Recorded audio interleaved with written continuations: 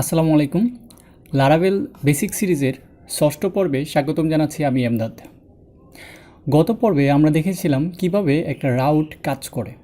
So আজকে চলুন আমরা একটু রিকভার করে নিই। প্রথম আমরা রাউট ফোল্ডারে যাব, তারপর web.php এটার মধ্যে। গত পর্বে আমরা দেখেছিলাম যে কোনো নাম এখানে আমি দিলাম, দেওয়ার পরে সেই জায়গাটার মধ্যে আমরা একটা ভিউ শো করলাম, সেটা হচ্ছে ওয়েলকাম। সো আমরা একটু আবার এটাকে অন করে নিই। প্রথমে আমি টার্মিনালটা অন করি, তারপর আমাদের সার্ভারটা অন করি।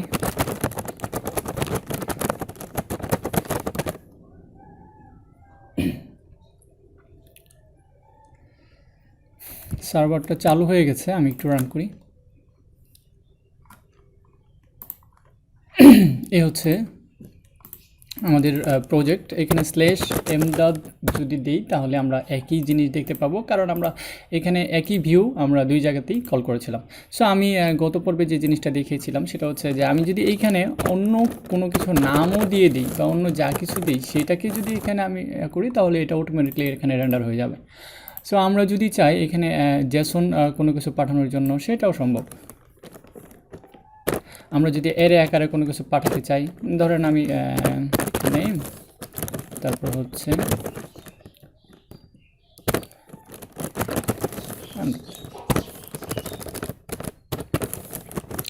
এটাই যদি আমরা সেন্ড করি, দেখি এখানে কি আসে। অটোমেটিকলি এটা জেসন ফরম্যাটেড হয়ে যাচ্ছে। তার মানে আমরা এখান থেকে যে কোনো ডাটাকেই পাস করতে পারি আমাদের ভিউতে। সো এই জিনিসটা আমরা এখানে এভাবে করতে পারতেছি। এখন যদি আমাদের এমন প্রয়োজন হয় যে আমরা এই জায়গায় আমরা সাধারণত কী করি, একটা কোলন দিয়ে নেম সমান এমদাদ। অনেক সময় আমরা এইরকমভাবে গেট রিকোয়েস্ট সেন্ড করি। সো এখানে রিকোয়েস্টটা যখন আমরা দিচ্ছি তখন অটোমেটিকলি সে ধরে নিচ্ছে যে এটা নেওয়ার জন্য, কিন্তু এখানে কিছু পাচ্ছে না, সেই জন্য মেইন রাউটটা শো করতেছে। আমাদের মেইন রাউটটা এইখানে এটার মধ্যে থেকে। সো আমরা একটু টেস্ট করি। এখানে যদি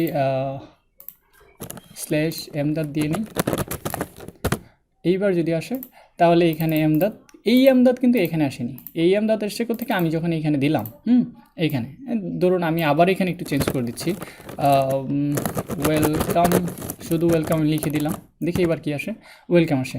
সো আমরা এরকম রিকোয়েস্টের মাধ্যমে অনেক সময় এখানে চেঞ্জ মানে আমাদের ডাটার দরকার হয়। সো আমি রিকোয়েস্টের ডাটাটা কীভাবে ধরবো, সিম্পল। আমি যদি এখানে আমাদের একটা ডিফল্ট ফাংশন আছে, এটার নাম হচ্ছে রিকোয়েস্ট।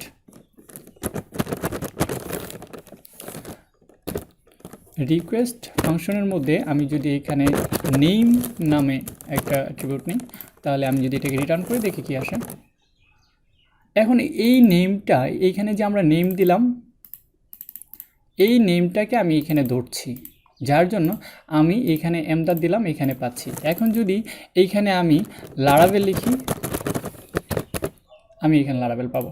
আমি এই নেমের পর আমি যেটাই দেই না কেন, ওয়েলকাম, ওয়েলকাম, তার মানে হচ্ছে এখানে আমি যাই দিব সেটাই এখানে পাস করতেছি আমরা। সো খুব সুন্দর একটা জিনিস শিখে ফেললাম। এখন আমরা গত পর্বে দেখেছিলাম যেটা, যে আমরা এখানে একটা ভিউ পাস করব। ভিউটা হচ্ছে আমরা টেস্ট নামে একটা ভিউ দিব, দিয়ে আমি এবার দেখি কি হয়। ওকে, এখানে কি একটা ইরর আসছে। ইররগুলো আমরা দেখলে বুঝতে পারবো যে আমাদের কি সমস্যা। যত বেশি ইরর থাকবে তত বেশি বুঝতে হবে যে আমরা নতুন কিছু শিখতে পারতেছি, নতুন কিছু শিখছি। সো ইরর থাকলেই আমাদের জন্য ভালো। সো এই ইররটা কি আমরা একটু বোঝার চেষ্টা করি। এখানে বলতেছে ইনভ্যালিড আর্গুমেন্ট এক্সেপশন। এক্সেপশনটা কি, ভিউ যেটার নাম হচ্ছে টেস্ট নট ফাউন্ড, মানে হচ্ছে এই যে রাউট আছে, এই রাউটের মধ্যে এইটা কল করা আছে, এই টেস্টটা পাওয়া যাচ্ছে না। সো আমরা এইটা তো কল করেছি, আমরা তো এটা ডিফাইনই করিনি, তার জন্য আসবে কী করে। সো এই ভুলটা আসা স্বাভাবিক। সো আমি রিসোর্সে যাব, ভিউস, আমরা বলেছিলাম যে এটা হচ্ছে ভিউস ফোল্ডার, এখানেই আমাদের সকল ভিউগুলো থাকে। তো আমরা একটা ফাইল তৈরি করি নতুন করে, এটা নাম দিই টেস্ট, আর আমরা .php দিয়ে শুরু করতে পারি। ওকে, এখন এই জিনিসটাকে আমি .php দিয়ে শুরু করলাম, যেহেতু আমাদের এটা PHP ফাইল। আমরা এখানে আপাতত এভাবেই রাখি। এইখানে যদি লিখি হ্যালো, পিএইচপিতে তো ডাইরেক্ট হ্যালো লেখা যায় না, সেক্ষেত্রে কী করতে হয়? সেই ক্ষেত্রে আমাদের ইকো করতে হয়। যেহেতু এটা স্ট্রিং, সেক্ষেত্রে অবশ্যই স্ট্রিংয়ের মতো করে লিখতে হবে। এখন যদি আমি এটাকে রিফ্রেশ করি, হ্যালো চলে আসছে। সো আমি এখন আর এটা দরকার নাই, আমরা এটাকে দিচ্ছি জাস্ট হ্যালো। এখন আমি এখানে যাই কল করি না কেন সেটাই এখানে আসবে। তার মানে এই ফাইল এর মধ্যে যেই জিনিসটা থাকবে সেই জিনিসটাই আমার এই রাউটের মধ্যে শো করবে, এই পিএইচপি ফাইলটার মধ্যে। এখন সবচেয়ে মজার ব্যাপার হচ্ছে, আমরা যদি পিএইচপি এবং এইচটিএমএল একসঙ্গে লিখতে যাই তাহলে আমাদের অনেক ঝামেলা হয়, এলোমেলো হেজিটেশন চলে আসে, একটা আরেকটার সঙ্গে মিক্সড হয়ে যায়। সেই জন্য আমরা কী করি, লারাভেলের একটা নিজস্ব একটা টেমপ্লেট ইঞ্জিন আছে। টেমপ্লেট ইঞ্জিনটা কি? টেমপ্লেট ইঞ্জিন মানে হচ্ছে কিছু জিনিস রেডি করে রেখেছে। আপনার যে জিনিসগুলো খুব বেশি প্রয়োজন, সেই জিনিসগুলো কীভাবে লিখলে খুব দ্রুত লিখতে পারবেন, খুব দ্রুত কোড করতে পারবেন, সেই জিনিসগুলো তারা রেডি করে দিয়েছে। সেটার জন্য আমরা এখানে test.php নামে একটা ফাইল করেছিলাম।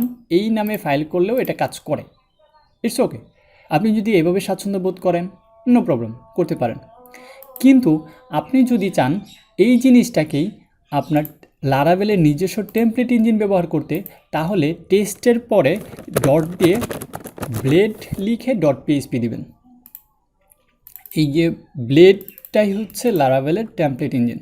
এইটার মাধ্যমে অনেক কঠিন কঠিন কাজগুলোকে খুব সহজে করে ফেলা যায়, যেটা ম্যাজিক্যাল, অনেকটা ম্যাজিকের মতো ব্যাপার স্যাপার। সো আমি এটাকে এন্টার করলাম। এখন দেখেন এটা ব্লেড ফরম্যাট। আমি যদি একটু এইচটিএমএল নিয়ে আসি, এখানে আমাদের এখন আর কোনো ঝামেলা নেই, খুব সহজে একটা এইচটিএমএলের ফরম্যাট নিয়ে আসলাম।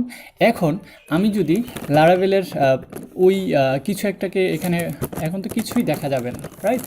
সো কিছুই নেই। আমরা যদি এখানে বডির মধ্যে কোনো কিছু দিতে চাই, তাহলে আমরা যদি শুরু করি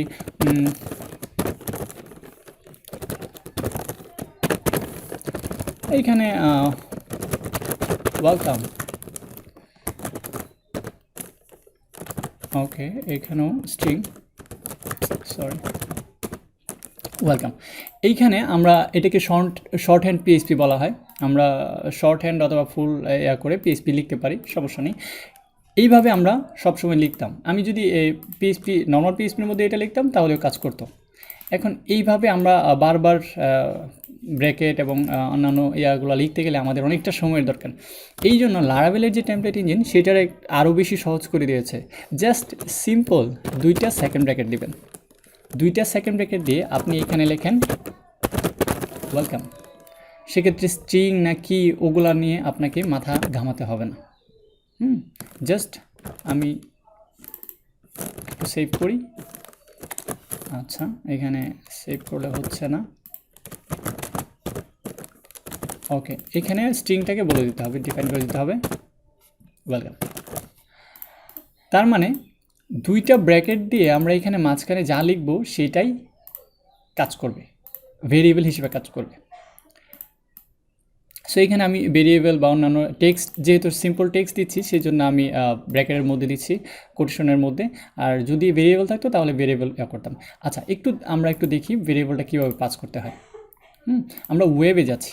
আমাদের অনেক ডাটা আছে, যে ডাটাটা এইখান থেকে আমাদের ভিউতে সেন্ড করা লাগবে, এখানে রিসিভ করতে হবে। সেই জন্য আমরা কি করব, জাস্ট এখানে একটা কমা দিব, এখানে অ্যারে আকারে নিব। অ্যারে নিয়ে আমরা লিখব নেম। এবার অ্যারে কীভাবে ডিফাইন করতে হয়, তারপর হচ্ছে আমি দিয়ে দিচ্ছি আমদাদ। ওকে, এখন এই জিনিসটা যদি আমি রান করি, কিছুই হবে না, কারণ আমরা তো এখনও সেন্ড করেছি, বাট এখানে তো রিসিভ করিনি। সো এইখানে সিম্পল, এখন তো আর কোটেশন দরকার নেই, এখন জাস্ট আমি নেম দিয়ে দিই। আচ্ছা, আমি একটু সুন্দর করে দিই।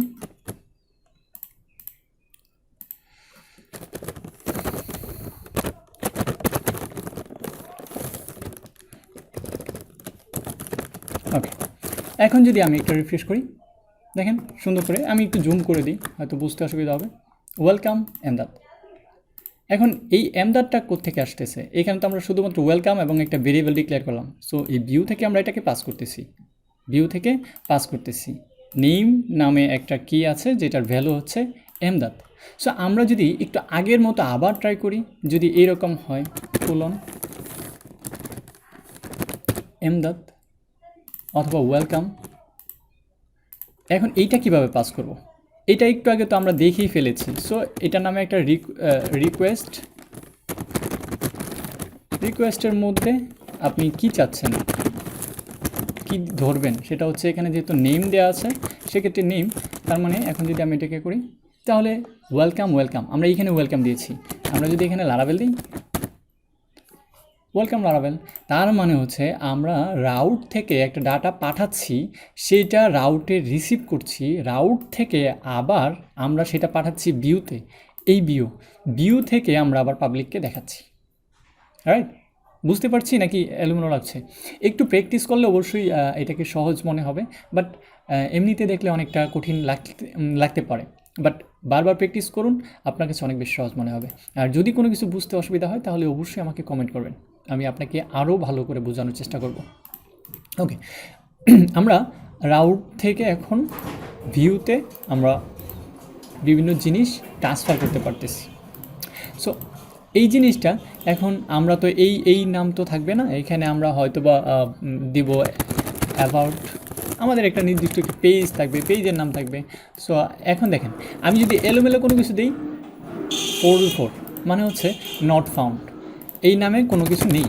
সো কেউ যদি চায় যে এখানে আন্দাজি কোনো রাউটে প্রবেশ করার জন্য এলোমেলোভাবে, তাহলে কখনোই খুঁজে পাবে না, যদি না স্পেসিফিক রাউটটা এখানে দেয়া হয়। ওয়েলকাম দিলাম, অ্যাবাউট নামে আমরা রাউটের নাম ডিক্লেয়ার করলাম, সো অ্যাবাউটে আমরা এটা পাচ্ছি, অন্য কোনো কিছু দিলে আমরা এটাকে পাচ্ছি না। অটোমেটিকলি লারাভেল এটা তৈরি করে দিয়েছে যেন আননোন কোনো কিছু দিলে সেক্ষেত্রে 404 চলে আসবে। যেহেতু ওয়েলকামের পরে আমাদের একটা ভেরিয়েবল ডিক্লেয়ার ছিল, আমরা এখানে ডিক্লেয়ার করিনি, তার জন্যে এটা আসছে না। এখন যদি আমি আবার নেম লারাভেল, তাহলে এখানে চলে আসে। যখন এটা পাবে তখন এটা শো করবে, যখন পাবে না তখন কিন্তু ইরর শো করবে না। দেখছেন, লারাভেলের সুবিধাটা হচ্ছে এটা। সিম্পল এই কাজটা আমরা দেখলাম। এখন এই ভিউসের মধ্যে এর মধ্যে আমরা যেটা করলাম সেটা হচ্ছে একটা রাউট বানালাম অ্যাবাউট নামে, সেটার মধ্যে একটা ফাংশন তৈরি করলাম, ফাংশনের মধ্যে আমাদের রিটার্ন করলাম একটা ভিউ, এবং ভিউতে আমরা সেন্ড করলাম একটা নাম, সেটা এইখানে। আচ্ছা, আমরা এইখানে আরও একটা সিম্পল জিনিস শিখে খুব সহজ এবং সুন্দর, সেটা হচ্ছে আমি যদি চাই যে এখানে রিকোয়েস্টটাকে আমি একটু আলাদা করে আমি একটা ভেরিয়েবল ডিক্লেয়ার করি, এটার মধ্যে রিকোয়েস্টটা নিয়ে আসি। আমি যদি চাই এখন এইখানে অ্যারে আকারে সেন্ড করব না, আরও একটা সিম্পল সিস্টেম আছে, এটার নাম হচ্ছে কম্প্যাক্ট হলে আপনার জাস্ট এখানে স্ট্রিং আকারে আপনি সেন্ড করে দিলে দেখতে খুব সুন্দর লাগে, এই জিনিসটাই সবচেয়ে বেশি ব্যবহার করা হয়। এখন দেখেন, আমরা অ্যারে আকারে সেন্ড করলাম না, জাস্ট কম্প্যাক্ট আকারে এই যে ভেরিয়েবলটা ডিক্লেয়ার করলাম, এই ভেরিয়েবলটাকে আমি এখানে দিয়ে দিলাম। দেখি এরপর আমাদের কি হয়। কিছু আছে? নাই। কেন নাই? কারণ আমরা এখানে কিছুই তো দিই নেই। আবার দিলাম, আবার, তার মানে কি কাজ করছে? এখন এইভাবে আমরা একটা জিনিস করতে পারি। আরেকটা জিনিস আমরা একটু দেখি যে আমাদের এখানে যদি HTML কোড থাকে, ধরেন আমি এখানে একটা কোড লিখব,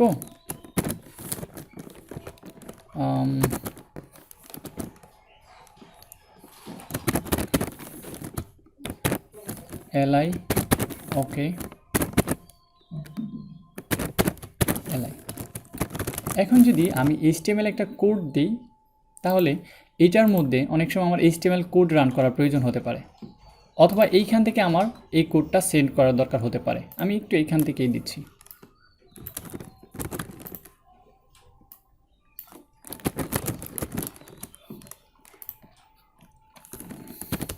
ভেরিয়েবলটা আমি চেঞ্জ করলাম না, আপাতত এটাই রাখলাম।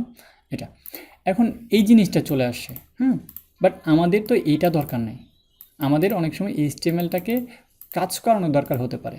সেই জন্য আমরা এইখানে যেটা করব, এক্সক্লেমেটরি ডাবল চিহ্ন দেব এবং লাস্টে এক্সক্লেমেটরি ডাবল চিহ্ন দেব। এখন দেখি সেভ করি, এখন কি আসছে? ওকে নামে আমরা এখানে লিস্ট আইটেম একটা সেন্ড করেছি, সেটা এখানে কাজ করতেছে। এখন যদি আমি এখানে ইউএল এলআই করে দিই, ধরেন আমি আরেকটা করলাম কিউএল, তারপর কিউএলটাকে ক্লোজ করলাম। এখন আমি জাস্ট ওয়েলকামটা এবং এক্সক্লেমেটরি চিহ্নটাকে বাদ দিই, তাহলে বুঝতে সুবিধা হবে। এই যে ওকে। এখন যদি আমি আরও একটা এলআই যোগ করি,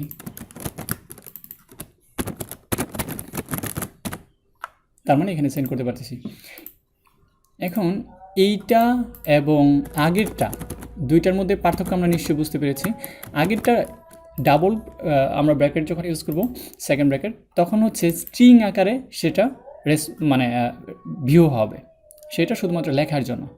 আর সেই ক্ষেত্রে আমরা লেখাগুলোকে এটা করব। আর যখন আমাদের HTML কোডগুলো ব্যবহার করার দরকার হবে, সেই জন্য আমরা ওই এক্সক্লেমেটরি চিহ্ন দিয়ে ব্যবহার করব। আর বেসিক সব ক্ষেত্রে আমরা এইভাবে ব্যবহার করব।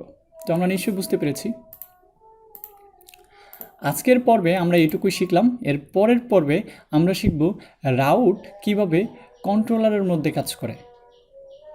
তো আজকে পর্যন্ত এইটুকু একটু প্র্যাকটিস করুন। এর পাশাপাশি আপনি নিজেও কিছু করার চেষ্টা করুন, এই ভিউ থেকে আরও কিছু সেন্ড করার চেষ্টা করুন। কোনো সমস্যা হলে আমাকে সাথে সাথে জানাবেন কমেন্টের মাধ্যমে, আমি অবশ্যই আপনার রেসপন্স করব। ঠিক আছে, ভালো থাকবেন সবাই, সুস্থ থাকবেন সবাই।